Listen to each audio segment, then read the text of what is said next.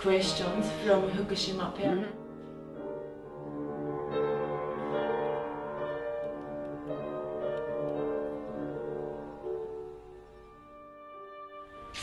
I think the Japanese government's role in hiding what's happening in Fukushima is several-fold. I think that they're very close and manipulated and controlled by TEPCO, the nuclear industry.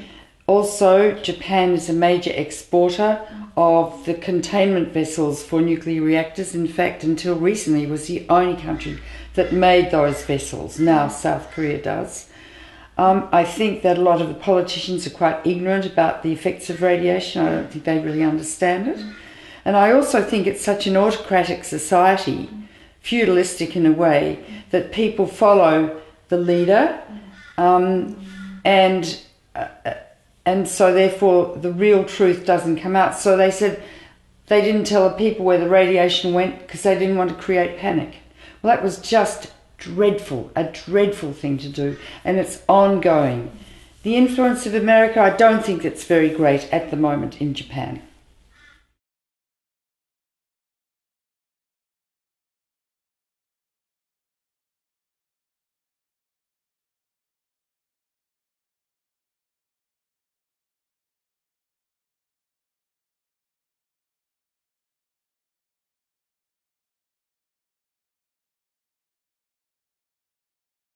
I think the reason they're not telling the parents is because they're scared of what the parents will do and the parents' reaction. So they're not telling the parents the truth, which is really obscene. And in medicine, we don't do that. We tell people the truth. I'm a paediatrician looking after children, and we're obliged to tell people the truth. So it's an ongoing cover-up orchestrated by, I think the man is called Dr. Yamashita. Yes. Who is looking at children's thyroid glands, but then there are also sorts of other cancers that can occur apart from thyroid cancer, like leukemia and other things. So we're sitting on a time bomb, really, a carcinogenic time bomb. I think that the government in Russia has been reluctant to reveal what Chernobyl really meant. And that is the same in America with 3 Mile Island, and it's the same in Japan. So, in other words, really, the governments of the world, to a degree, are controlled by the nuclear weapons and power industry. And the nuclear power industry is really a front, a Trojan horse, a camouflage for the weapons industry. And there was a deal done with the Japanese government and the American government that maybe Japan could stockpile plutonium and maybe Japan could make its own nuclear weapons in the future. So it's very sinister, and the governments really are not representing the people they were elected to represent, and they're bought and sold by the nuclear industry, lock, stock and barrel.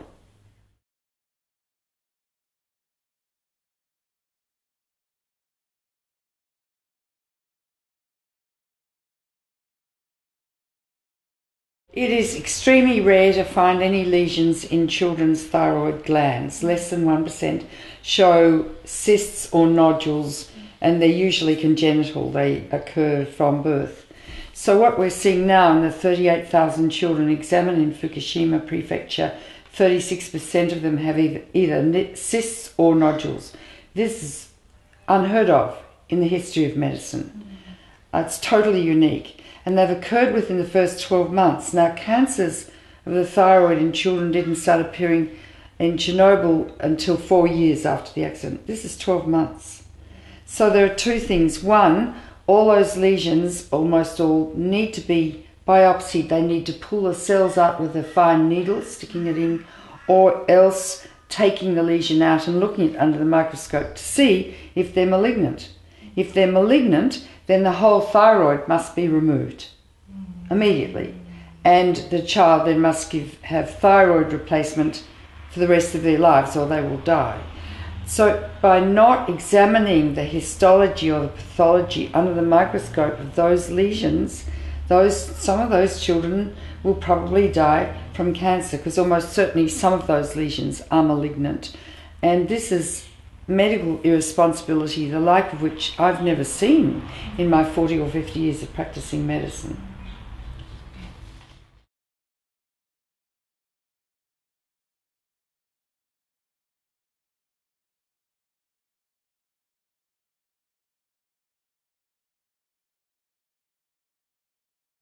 burning nuclear waste. Yes. I would need to know the ground measurements of radiation where those children live, also at their kindergarten, their school. I would need to know what radiation elements are in their bodies, and they're called internal emitters. Incineration of waste is very serious. There are filters in the chimneys that filter out some of the nuclear elements, but a lot get out. So it's a way of dispersing all over the country more radioactive material. The symptoms and signs of acute radiation illness where people have a lot of radiation exposure are nosebleeds, loss of hair, nausea and vomiting, diarrhea, low white blood cell count, low platelet count, and I can't really make a comment unless I saw the blood tests, unless I examined the children.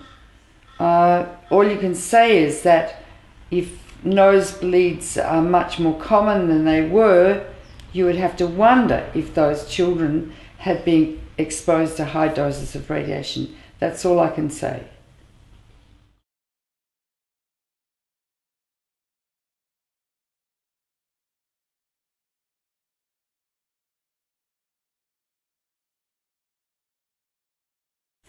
I think it's too early to see human deformities, although fetuses in utero in the first trimester who were impacted by radiation from the accident could be being born deformed.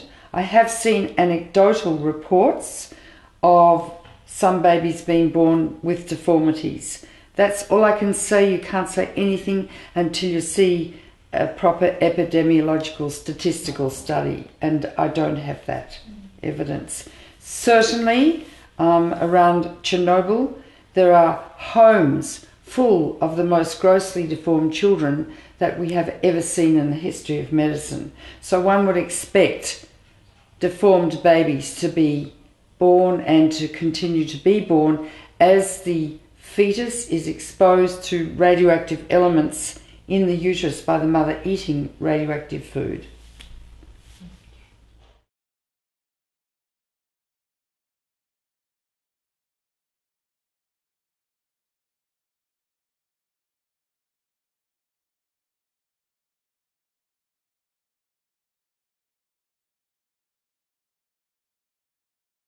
Those very heavily contaminated areas will remain contaminated for hundreds of years. Hundreds of years. The government should be paying to evacuate all women of childbearing age, all pregnant women, all children from heavily contaminated areas, evacuate them permanently and forever. They did that around Chernobyl in the exclusion zones. I can't believe the Japanese government, which is very sophisticated and intelligent, is behaving in such an extremely irresponsible fashion. No, short-term evacuation won't do it. If the children come back, they're going to be exposed again to heavily contaminated radioactive areas. Also, you can't tell which food you're eating because you can't taste, smell or see radioactive elements in the food. So you might say the children are being fed non-radioactive food, but who knows? And I don't think the government is routinely testing food across Japan to know whether it's radioactive or not. I mean, it's a huge mess and a massive disaster on a humanitarian and medical scale, almost the likes of which we haven't seen before. Well, we did see it around Chernobyl.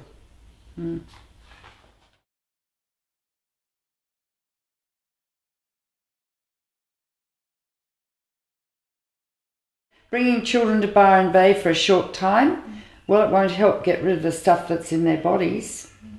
Might make them feel happier, and then they will go back to the same radioactive area. I mean, what has to happen is those children must be removed permanently, immediately, from highly contaminated areas and less contaminated areas too. Children are 20 times more sensitive to radiation than adults. Little girls are twice as sensitive as little boys. We're sitting on a cancer carcinogenic time bomb with these children. The only way to stop them, this danger, is to stop Australia exporting uranium, and the uranium in those reactors, much of it was our uranium, and to close down all the reactors in the world, like that. If you have an incurable disease, the only recourse is prevention. Okay? So it's prevention, not trying to fix things once they've happened, because you can't.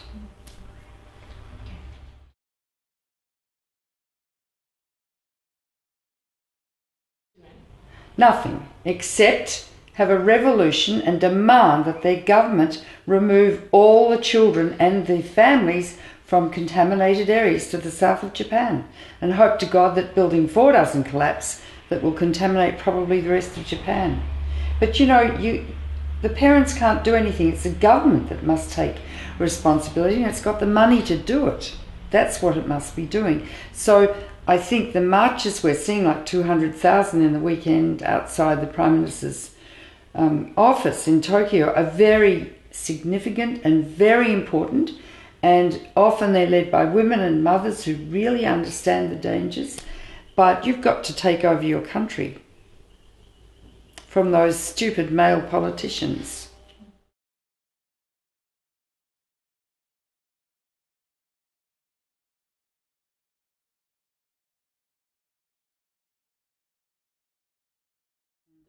You can take children from Japan to any public hospital or to any doctor who knows what they're doing, and get their blood picture checked and get their heart checked, because cesium tends to concentrate in heart muscle, and around Chernobyl children have been having heart attacks and having heart disease, and I think we're starting to see a little bit of that in Fukushima, so that they can have a full check. I mean, I was taught that any child that gets admitted to hospital has a full physical check.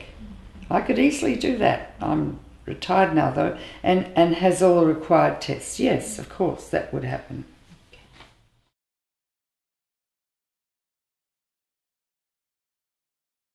You can test excretion of certain radioactive elements in urine, and they have been testing children's urine for cesium in certain cases in Fukushima Prefecture, because they're excreting some of it.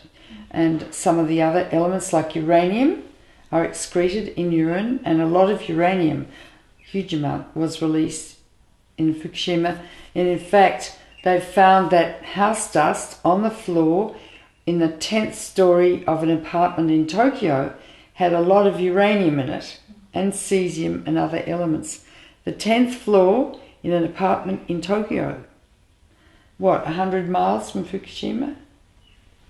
I mean, Tokyo, much of Tokyo is very contaminated and dangerous. And 35 million people live there.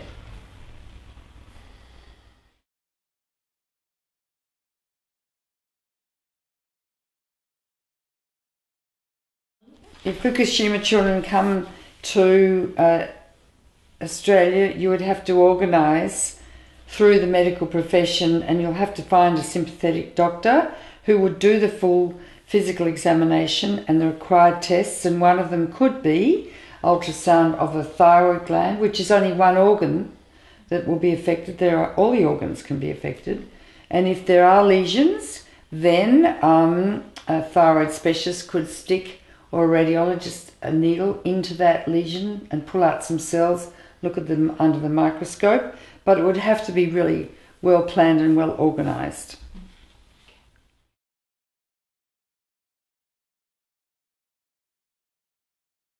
Well, I really said it in that there should be a revolution, and the Japanese people must stop being passive, and they've got to be active and demand that they be cared for.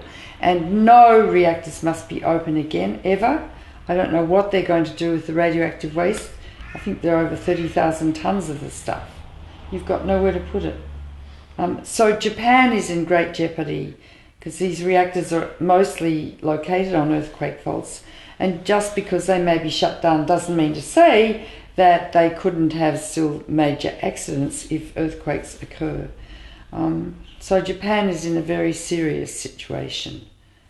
And also I think that the Japanese are very clever, very inventive, and within 10 years the whole of Japan could be functioning on solar energy and wind power and tidal power and geothermal power. I mean, you could really increase your GDP enormously and help with your employment by becoming the country that leads the world with renewable energy.